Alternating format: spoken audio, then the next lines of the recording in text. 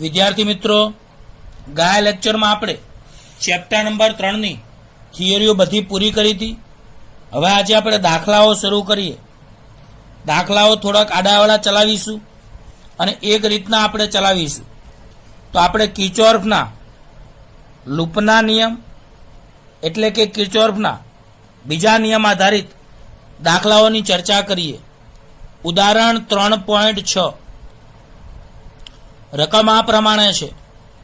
દરેક 1 ઓહમના એવા 12 અવરોધોથી સમઘન નેટવર્કના વિકર્ણના સામ સામે આવેલા શિરોબિંદુઓ વચ્ચે અવગણી શકાય તેવો આંતરિક અવરોધ ધરાવતી 10 વોલ્ટની બેટરી જોડેલ છે. જુઓ આકૃતિ. આનો મતલબ આકૃતિ આપણને આપેલી છે. નેટવર્કનો સમતુલ્ય અવરોધ અને સમઘનની દરેક ભુજામાંથી પસાર થતો પ્રવાહ શોધો. ફરીવાર, દરેક 1 ઓહમના એવા 12 અવરોધોથી સમઘન નેટવર્કના વિકર્ણના સામ સામે આવેલા શિરોબિંદુઓ વચ્ચે અવગણી શકાય તેવો આંતરિક અવરોધ ધરાવતી 10 વોલ્ટની બેટરી જોડેલી છે. જુઓ આકૃતિ. નેટવર્કનો સમતુલ્ય અવરોધ અને સમઘનની દરેક ભુજામાંથી પસાર થતો પ્રવાહ શોધો. એટલે આમાં તમારે 2 જવાબ માંગ્યા છે. એક તો નેટવર્કનો સમતુલ્ય અવરોધ અને બીજું સમઘનની દરેક ભુજામાંથી પસાર થતો પ્રવાહ. તો સૌ પ્રથમ તો આકૃતિ આપેલી છે, એમાં હું તમને એક વાત સમજાવું. યાદ રાખો, સમઘન એ બી સી ડી એડેસ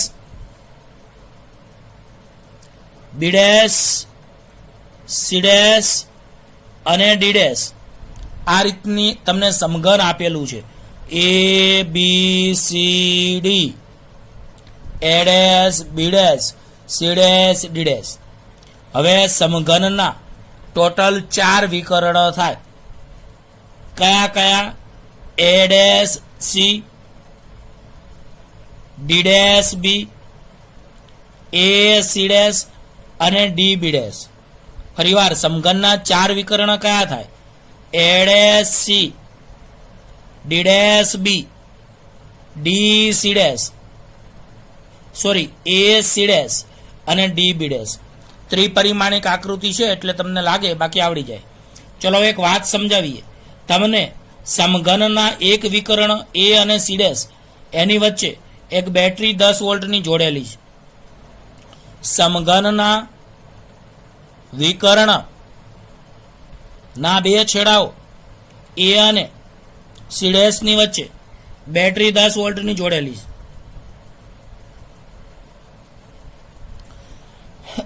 હવે આમાંથી ધનમાંથી 3I જેટલો પ્રવાહ બહાર નીકળે છે. બોલો, ધનમાંથી આપણે ધારો કે 3I જેટલો પ્રવાહ બહાર નીકળે છે. હવે વિદ્યાર્થી મિત્રો, એથી તમે સીડેશ સુધી જાઓ તો સમવિભાજન થશે. કેવી રીતે? તો જુઓ, એથી આ રીતના માર્ગે તમે જાઓ તો 3 માર્ગમાં તમે પહોંચો. જો એ ડેશ, એ ડેશ ડી ડેશ અને ડી ડેશ સી 3 ટુકડા થયા. આ જ રીતે આ માર્ગે જાઓ તમે તો પણ 3 ટુકડા થશે. આ જ રીતે આ માર્ગે જાઓ તો પણ 3 ટુકડા.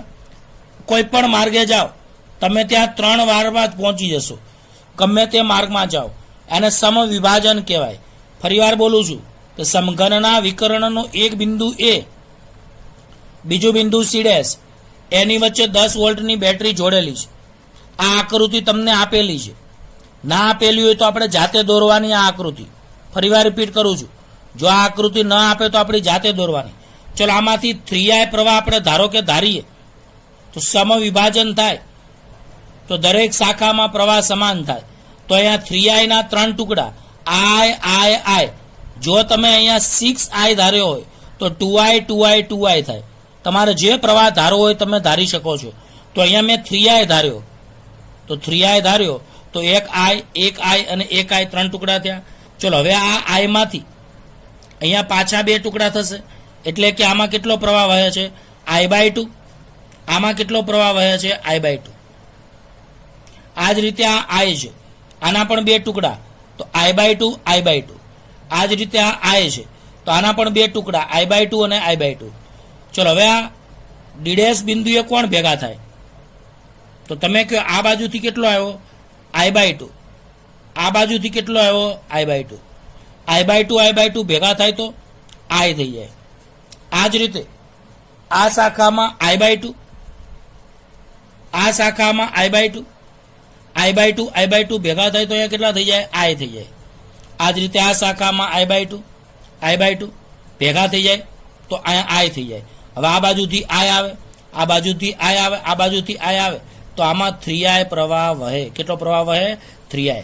તો આને પ્રવાહની આપણે દર્શાવવું પડે, કદાચ ન આપે તો. જોકે આ આકૃતિ આપેલી છે, પણ ઘણીવાર આકૃતિ ન આપે તો આપણી જાતે દોરવાની. ફરીવાર આ 10 વોલ્ટની બેટરી છે. આપણે આ બેટરીના EMFને એપ્સાયલોન વડે દર્શાવીએ. અહીંયા ધનમાંથી 3I જેટલો પ્રવાહ ધારો કે બહાર નીકળે છે. આ 3I માંથી આમ 3I, સમવિભાજનને કારણે 3I ના 3 ટુકડા I. પાછા સમવિભાજનને કારણે I માંથી 2 ટુકડા I/2.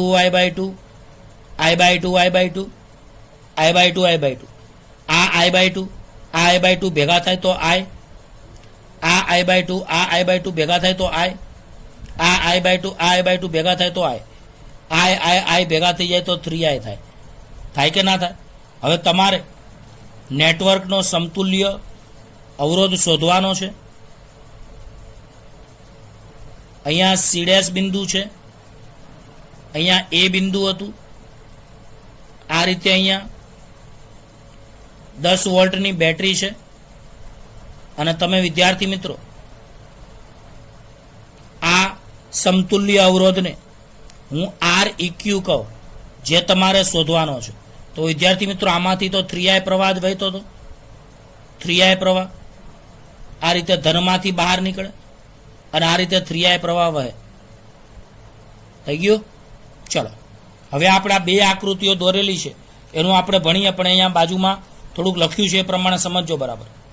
બોલો, આકૃતિમાં સમઘન નેટવર્ક દર્શાવેલ છે. આ સમઘનની દરેક ભુજ એટલે કે બાજુનો અવરોધ R બરાબર 1 ઓહમ સમાન છે. અહીંયા શું કીધું છે? રકમમાં કહ્યું છે. શું કહ્યું છે? દરેક 1 ઓહમના એવા 12 અવરોધો છે. તો મને કહો આ ટોટલ કેટલા અવરોધ દેખાય છે? 1 2 3, ઉભારો ગણાવું તમને. 1 2 3 4 5 6 7 8 9 10 11 12. બોલા, બધા જ અવરોધનું મૂલ્ય 1 ઓહમ છે. બધા જ 12 અવરોધનું મૂલ્ય 1 ઓહમ છે. આ બરાબર સમજો વિદ્યાર્થી મિત્રો. બધા જ અવરોધનું મૂલ્ય 1 ઓહમ છે. થઈ ગયું? બાકી રહી ગયો? અચ્છા, તો બોલો, આકૃતિમાં સમઘન નેટવર્ક દર્શાવેલ છે. આ સમઘનની દરેક ભુજ એટલે કે બાજુનો અવરોધ R બરાબર 1 ઓહમ સમાન છે. તેના એક વિકર્ણના સામ સામે આવેલા શિરોબિંદુઓ A અને C' વચ્ચે આંતરિક અવરોધ અવગણી શકાય તેવી E બરાબર 10 વોલ્ટની બેટરી જોડેલ છે. આમ તો આને એપ્સાયલોન કહેવાય, પણ આપણે E લખીએ છીએ. હવે આપણે ધારો કે બેટરીમાંથી 3I એમ્પિયર પ્રવાહ બહાર નીકળે છે એવું આપણે ધાર્યું. બોલો, સમમિતિ પરથી એટલે કે સરખાપણા પરથી દરેક ભુજમાંથી વહેતા પ્રવાહો અને તેમની દિશા આકૃતિમાં બતાવ્યા પ્રમાણેની ધારેલી છે. હવે આપણે કિર્ચોફના લૂપના નિયમની ચર્ચા કરીએ.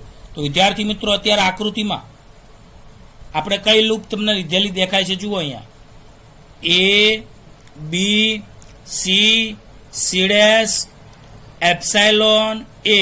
આ રીતનો લૂપ આપણે ધારેલો છે. પરિવાર A, B, C, C', epsilon A. આ લૂપ માટે કિર્ચોફના લૂપના નિયમ પરથી ચલો લૂપનો નિયમ લગાડીએ. તો તમે જ કહેજો. ચલો, મુસાફરી અહીંયા A થી શરૂ કરો તો આને મુસાફરી કહેવાય વિદ્યાર્થી મિત્રો. આ જે લખ્યું છે એને શું કહેવાય? મુસાફરી. બરાબર સમજો. ચલો હવે મને કહો તમે A થી તમે ક્યાં જાઓ છો? B. બોલો, A થી ક્યાં જાઓ છો? B. તો આપણી મુસાફરી A થી B, પ્રવાહ પણ A થી B છે. મુસાફરી A થી B, આ તીર તમને જોઈ શકો છો, એ પણ એ થી બી છે. તો બોલો મુસાફરી અને વિદ્યુત પ્રવાહ એક દિશામાં, તો માઇનસ અવરોધ અને પ્રવાહનો ગુણાકાર, તો 1 ગુણ્યા આઈ. ચલો પછી બી થી સી જાઓ, તો મુસાફરી બી થી સી, પ્રવાહ પણ બી થી સી, મુસાફરી બી થી સી, પ્રવાહ પણ બી થી સી.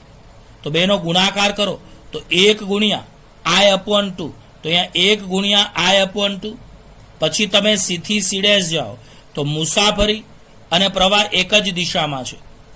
બોલો મુસાફરી અને પ્રવાહ એક જ દિશામાં, તો અહીંયા શું આવશે બોલો, તો -1 ઇન્ટુ આઈ, કારણ કે અવરોધ અને પ્રવાહનો ગુણાકાર. હવે તમને એક વાત કહું, હવે સીડેસ માંથી તમે આમ આવ્યા, તો અહીંયા તો કોઈ જ અવરોધ કે બેટરી નથી, એટલે આ 3i માં કશું આવશે ને. અહીંયા આવ્યા, હવે અહીંયા આવ્યા તો બેટરીમાં ઋણથી ધન જાઓ તો પ્લસ ઈ લખાય એપ્સાઇલોન. તો ઋણથી ધનમાં મેં તમને સંજ્ઞા પ્રણાલી કિર્ચોફના બીજા નિયમ માટેની શીખવાડેલી છે. તો બોલો પ્લસ એપ્સાઇલોન, તો પ્લસ એપ્સાઇલોન બરાબર 0. તો આ સમીકરણ આવડ્યું, ફરી વાર બોલું છું.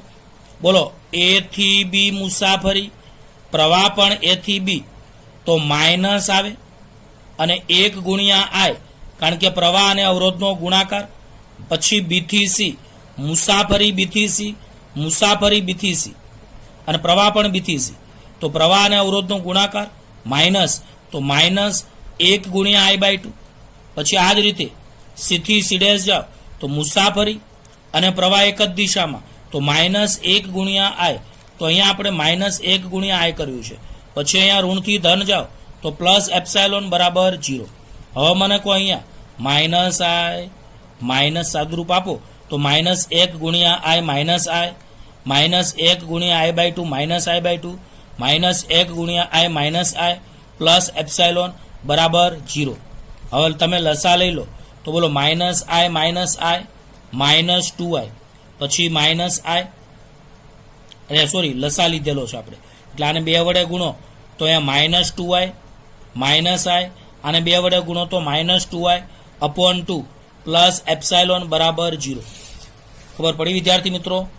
તમને સાદુરૂપ તમારી રીતે આપો તો વાંધો નથી, ચાલે તમારી રીતે સાદુરૂપ આપો તો -2i માઇનસ આઈ -2i અપોન 2 પ્લસ એપ્સાઇલોન બરાબર 0, -2i માઇનસ આઈ -2i -5i અપોન 2 બરાબર minus epsilon, minus minus plus, તો એપ્સાઇલોન બરાબર 5i અપોન 2, સમીકરણ નંબર 1. હવે આપણે મેં બીજી આકૃતિ તમને વિદ્યાર્થી મિત્રો દોરેલી છે એ મુજબ કે અહીં એ અને સીડેસ વચ્ચેનો સમતુલ્ય અવરોધ આર ઇક્યુ હોય, તો એ અને સીડેસ વચ્ચેનો સમતુલ્ય અવરોધ આર ઇક્વલન્ટ હોય, તો એટલે કે આર ઇક્યુ હોય, તો મને કહો અહીંયા ટોટલ ઈએમએફ એપ્સાઇલોન છે, ટોટલ ઈએમએફ એપ્સાઇલોન, વહેતો પ્રવાહ 3i અને અવરોધ આર ઇક્યુ. તો ઓહમના નિયમ અનુસાર વી બરાબર આઈઆર, પણ અહીંયા વીની જગ્યાએ એપ્સાઇલોન, પ્રવાહની જગ્યાએ 3i, અવરોધની જગ્યાએ આર ઇક્યુ. એટલે આનું સમીકરણ આપણે બનાવીશું, જે નીચે લખેલું છે પણ અહીંયા ફરીવાર લખું છું, એપ્સાઇલોન બરાબર 3i ઇન્ટુ આર ઇક્યુ. કેવી રીતે? તો વી બરાબર આઈઆર, ઓહમના નિયમ પરથી આનું સમીકરણ બનશે, જ્યાં નીચે લખેલું છે વિદ્યાર્થી મિત્રો. તો બોલો જો આપેલ નેટવર્કનો સમતુલ્ય અવરોધ આર ઇક્યુ હોય, તો ઓહમના નિયમ પરથી મેં ઉપર જણાવ્યું એમ ફરીવાર બોલી જાઉં છું, આકૃતિ મેં વધારાની દોરેલી છે કે અહીં આ આખા શાખાનો સમતુલ્ય અવરોધ તમારે શોધવાનો છે. તો આનો સમતુલ્ય અવરોધ શોધવાનો છે, તો એ અને સીડેસ વચ્ચે સમતુલ્ય અવરોધ આર ઇક્યુ ધાર્યો, તો બધા જ અવરોધ તમે કાઢી નાખીએ. બોલા બધા અવરોધ કાઢી નાખીએ આપણે, તો બધા અવરોધ કાઢી નાખો તો એની જગ્યાએ એક સમતુલ્ય અવરોધ આર ઇક્યુ લખ્યો. તો બોલો આને વિકર્ણના 2 છેડાઓ એ અને સીડેસ વચ્ચેનો સમતુલ્ય અવરોધ કહેવાય. બોલો આને સમઘનના વિકર્ણના 2 છેડાઓ એ અને સીડેસ વચ્ચેનો સમતુલ્ય અવરોધ કહેવાય. તો આ R EQ.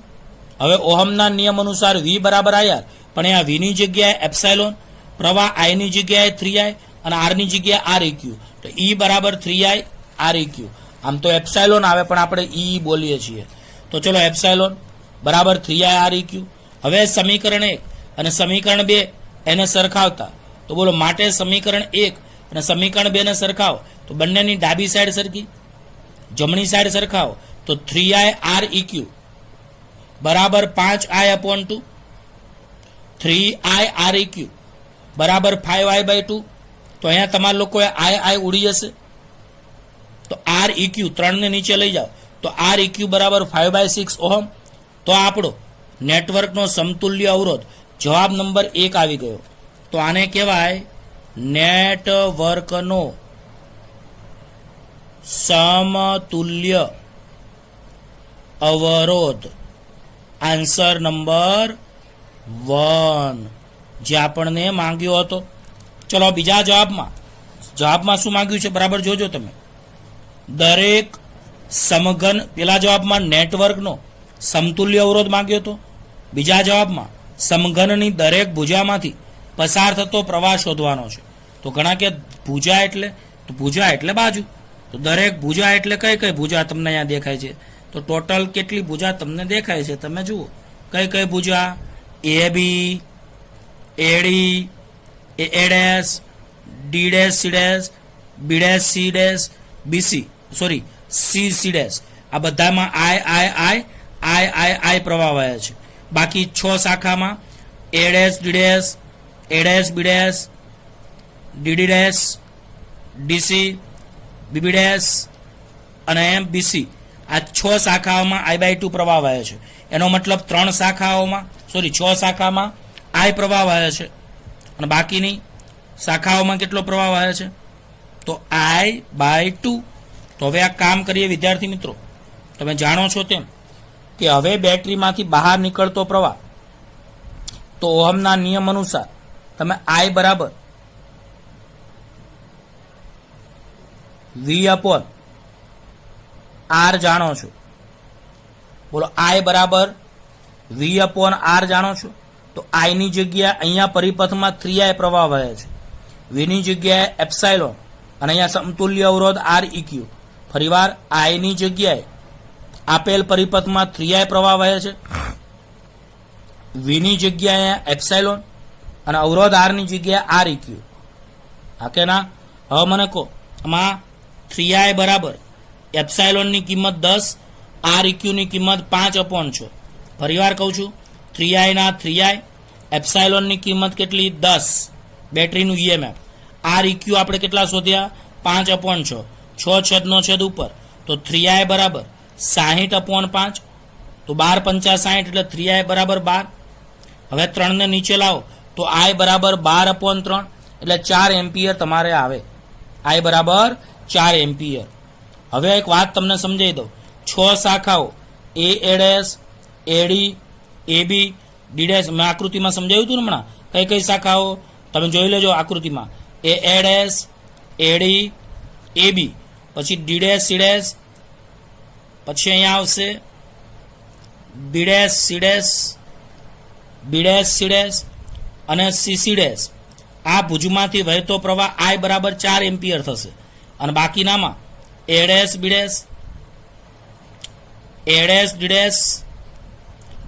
D', D', DC, BB' અને BC ભુજમાંથી વહેતો પ્રવાહ I/2 એટલે 2 એમ્પિયર થશે.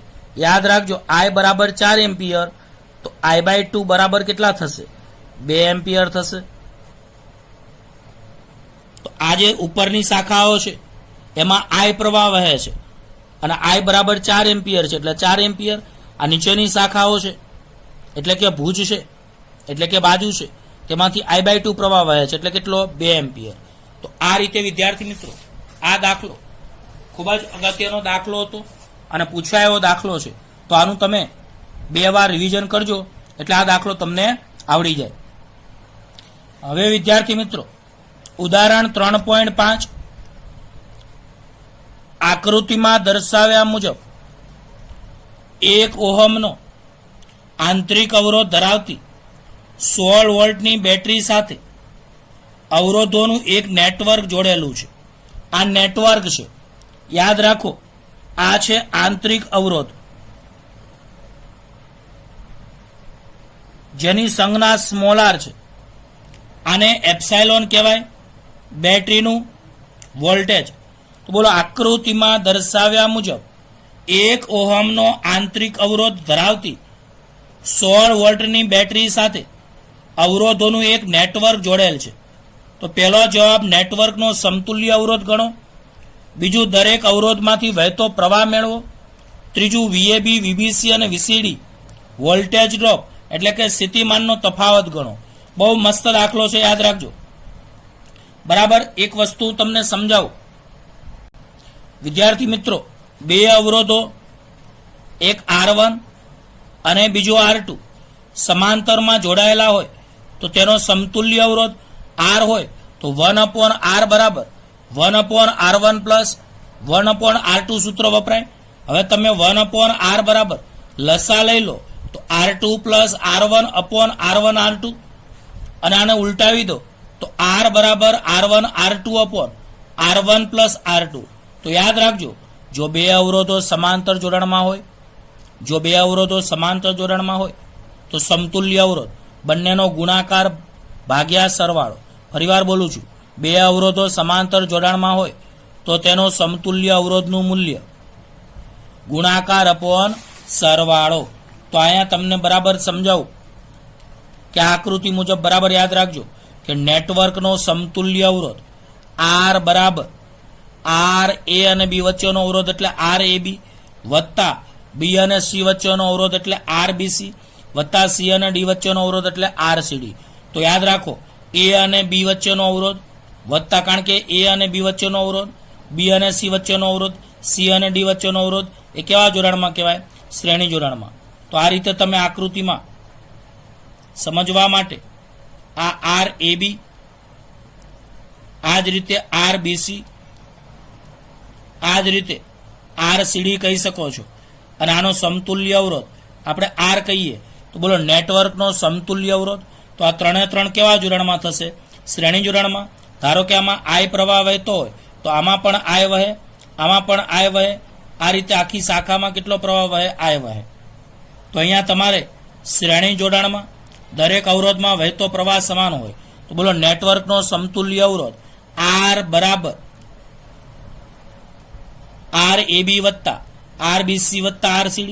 હવે બોલો A અને B વચ્ચે 4 ઓહમ અને 4 ઓહમ સમાંતરમાં છે. તો મેં તમને કીધું કે બે અવરોધો સમાંતરમાં હોય તો સમતુલ્ય અવરોધ ગુણાકાર અપોન સરવાળો એટલે 4 ગુણ્યા 4 અપોન 4 વત્તા 4. વચ્ચેનો અવરોધ એક જ છે એટલે વત્તા 1 અને આ C અને D વચ્ચે 12 અને 6 સમાંતરમાં છે એટલે ગુણાકાર અપોન સરવાળો. તો 12 ગુણ્યા 6 અપોન 12 વત્તા 6. તો અહીંયા તમે સાદુરૂપ આપો તો ચોખ્ખું 16. અહીંયા 16 થશે વિદ્યાર્થી મિત્રો. હા કે ના? તો 16 ભાગ્યા તમે 8 કરશો તો 2 આવશે. અહીંયા 1 આનું સાદુરૂપ આપશો તો કેટલા આવશે? 4 આવશે. તો 12 અને 1 3 અને 2 અને 1 3 અને 4 7 ઓહમ નેટવર્કનો સમતુલ્ય અવરોધ આવ્યો. આ આપણો પહેલો જવાબ. હવે આપણે બીજા જવાબમાં શું માંગ્યું છે વિદ્યાર્થી મિત્રો? તો પરિપથનો કુલ પ્રવાહ માંગ્યો છે. તો બોલો પરિપથનો કુલ પ્રવાહ કેટલો? તો એક કામ કરી શકો છો, આ આકૃતિને બરાબર સમજો. તો આ આકૃતિમાં આ અવરોધ R છે, અહીંયા બેટરી છે E બરાબર 16 વોલ્ટની અને અહીંયા એક આંતરિક અવરોધ R છે કે જેનું મૂલ્ય તમને 1 ઓહમ આપેલું છે. હવે તમે મને કહો, આમાં ધારો કે વહેતો પ્રવાહ I છે તો આ રીતે પ્રવાહ I વહે. તો પરિપથમાં વહેતો પ્રવાહ, તો મને કહો અહીંયા તમારે લોકો ટોટલ કેટલા અવરોધ થયા? તો કેપિટલ R અને સ્મોલ R. આ બેટરીનો આંતરિક અવરોધ છે, આ નેટવર્કનો સમતુલ્ય અવરોધ છે. બોલો R કોણ છે? નેટવર્કનો સમતુલ્ય અવરોધ. બોલો કેપિટલ R કોણ છે? નેટવર્કનો સમતુલ્ય અવરોધ. કેપિટલ R કોણ છે? નેટવર્કનો સમતુલ્ય અવરોધ. તો અહીંયા R અને બેટરીનો આંતરિક અવરોધ સ્મોલ r શ્રેણી જોડાણમાં છે. તો અહીંયા ઓહમના નિયમ અનુસાર તમે લખી શકો છો કે પરિપથમાં વહેતો કુલ પ્રવાહ I બરાબર કુલ EMF અપોન કુલ અવરોધ. કુલ EMF એટલે એપ્સાઇલોન, કુલ અવરોધ એટલે R પ્લસ R. હવે એપ્સાઇલોનની કિંમત અહીંયા કેટલી આપેલી છે આપણને? 16. કેપિટલ R આપણે 7 શોધ્યા આંતરિક અવરોધ R 1, 16/8 એટલે 2 એમ્પિયર. ચલો આ પરિપથમાં વહેતો પ્રવાહ આવી ગયો. હવે તમારે બીજો જવાબ શું માંગ્યો છે? VAB, પછી VBC અને VCD માંગ્યું છે. પણ એની પહેલા દરેક અવરોધમાંથી વહેતો પ્રવાહ માંગ્યો છે. આ બહુ સમજવા જેવી વાત છે વિદ્યાર્થી મિત્રો. દરેક અવરોધમાંથી વહેતો પ્રવાહ માંગ્યો છે. તો એક કામ કરીએ, ધારો કે આ અવરોધમાં I1 પ્રવાહ વહે છે, આ અવરોધમાં I2 વહે છે, અહીંયા આ અવરોધમાં I3 પ્રવાહ વહે છે અને આમાં I4 પ્રવાહ વહે છે. તો બોલો 4 ઓહમ અને 4 ઓહમ, આમાં બેમાં I1 અને I2 પ્રવાહ ધારો કે વહે છે. તો એમ લખ્યું કે અહીં A અને B બિંદુઓ વચ્ચે 4 ઓહમના બે અવરોધો સમાંતરમાં છે. ધારો કે તેમાંથી વહેતા પ્રવાહો અનુક્રમે I1 અને I2 છે. તો અહીંયા તમે જોઈ શકો છો કે A અને B બિંદુઓ વચ્ચે, બોલો A અને B બિંદુઓ વચ્ચે 4 ઓહમના બે અવરોધો સમાંતરમાં જોડાયેલા છે. ધારો કે તેમાંથી વહેતા પ્રવાહો અનુક્રમે I1 અને I2 છે. પણ તમને ખબર છે કે સમાંતર જોડાણમાં પીડી સમાન થાય એટલે કે વિદ્યુત સ્થિતિમાનનો તફાવત સમાન થાય. તો બોલો અહીં વોલ્ટેજ સમાન થાય. વોલ્ટેજ એટલે પ્રવાહ અને અવરોધનો ગુણાકાર. તો મને કહો આનો વોલ્ટેજ કેટલું? I1 ગુણ્યા 4, આનું વોલ્ટેજ I2 ગુણ્યા 4, એટલે I1 ગુણ્યા 4 બરાબર I2 ગુણ્યા 4. 4 4 ઉડી જાય તો I1 બરાબર I2.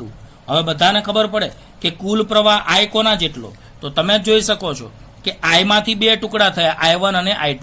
તો જંકશનના નિયમ અનુસાર આવતો બરાબર જતો, તો I બરાબર I1 પ્લસ I2.